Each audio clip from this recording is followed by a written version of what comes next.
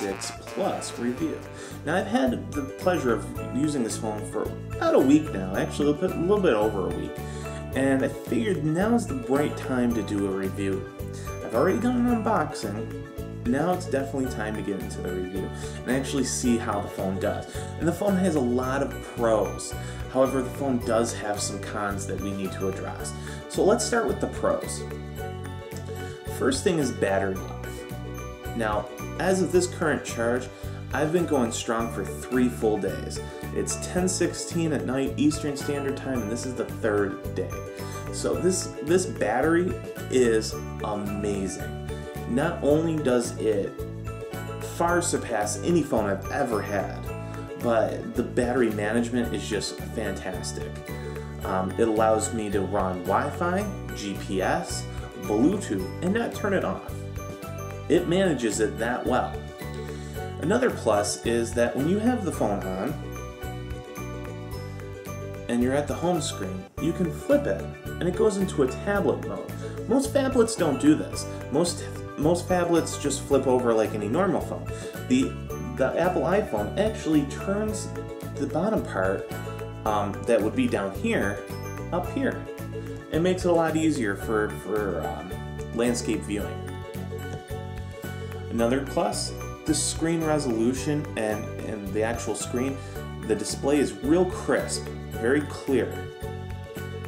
Another pro, the camera takes amazing pictures, amazing video, the slow-mo, the time-lapse, all great features built into this phone, and the stabilization is just fantastic. Now it's time to talk about some of the cons. One of the major problems with the iPhone 6 Plus that people are complaining about is that the iPhone has bent. My iPhone has not bent, and it's been without a case up until yesterday. I purchased a simple wooden case just to protect it from bending. However, I've had it for over a week and it shows no signs of bending or that any of those claims would be true. What these people are doing to get these phones to bend, I do not know. The one video that it shows a person going completely to town trying to bend it. My guess is that the amount of force that you need to bend these phones is probably pretty great, and that the people that are bending the phones are probably doing something that they shouldn't be doing with these phones, such as putting them in front pockets, putting them in really tight jeans, putting them in back pockets, putting them places where they shouldn't be. You shouldn't be putting your phones in tight places or in places that are bending. You put it in a front pocket. This is a 5.5-inch phone. What do you think is going to happen when you sit down? So I don't really know where the claims are coming from or how that's bending, but it's definitely not something that's easily done. So put those fears aside, and I would just invest in a decent case. It'll run you about 20-30 bucks, or even a couple of bucks if you buy it on eBay or Amazon. But it's a claim that is totally not, at least for me, not true. Again, you may experience something else, and if you have a bent iPhone, let me know how it happened, because for me, it's definitely not happening. The next big drawback is that when they advertised this phone, when they released this phone, their big claim to fame was Apple Pay. But it's not on the phone. They released the phone before they released the big thing, and you can't even turn on or off NFC. So what's it doing right now? Is it on? Could I be getting better battery life if my NFC was turned off? Could I be getting 4 or 5 days out of this? I just don't know, because the option's not in the settings. So come to find out after a little bit of research, Apple Pay is not getting released till late October. Why is it taking so long for them to release this? This is something that should have been put on the iPhone from release date. Apple Pay is the whole reason why we're tempted to get a bigger phone, why we're tempted to upgrade. They just came out with the 5S just a little bit ago, so why are we going to upgrade to the iPhone 6 other than to have the newest and greatest thing?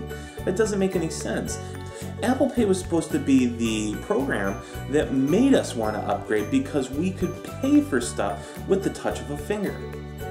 And we just can't do that.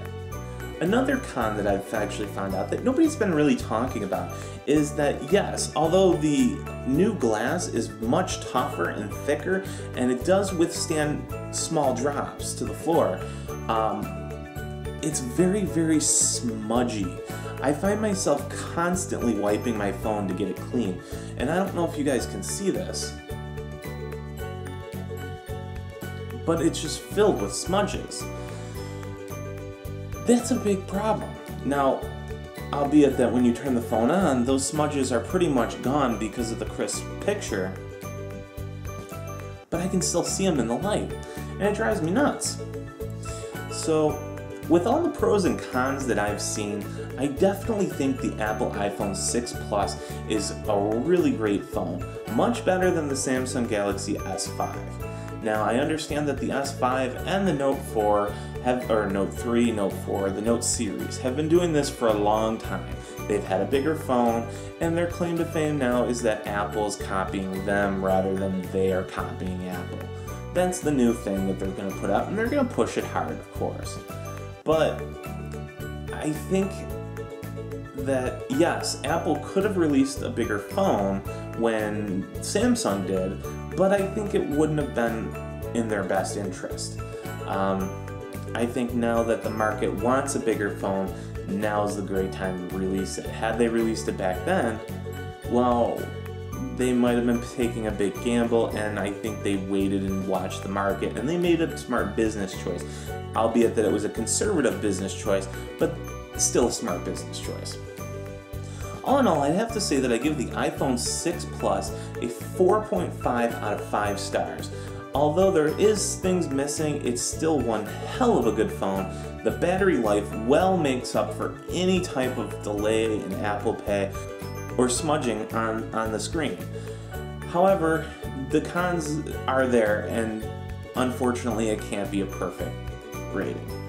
I look forward to seeing the Note Edge when it comes out, which has the curved glass, and I'll probably try to pick that up as well to try and give it a fair comparison.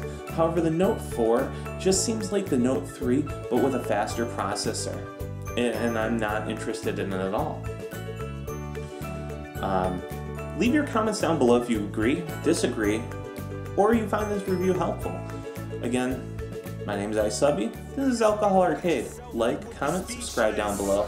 And we'll see you guys here next time. Thanks a lot. What happened to being your brother's keeper? Nowadays, kids more worried about. Apple Pay was supposed to be the 3, 2, 1.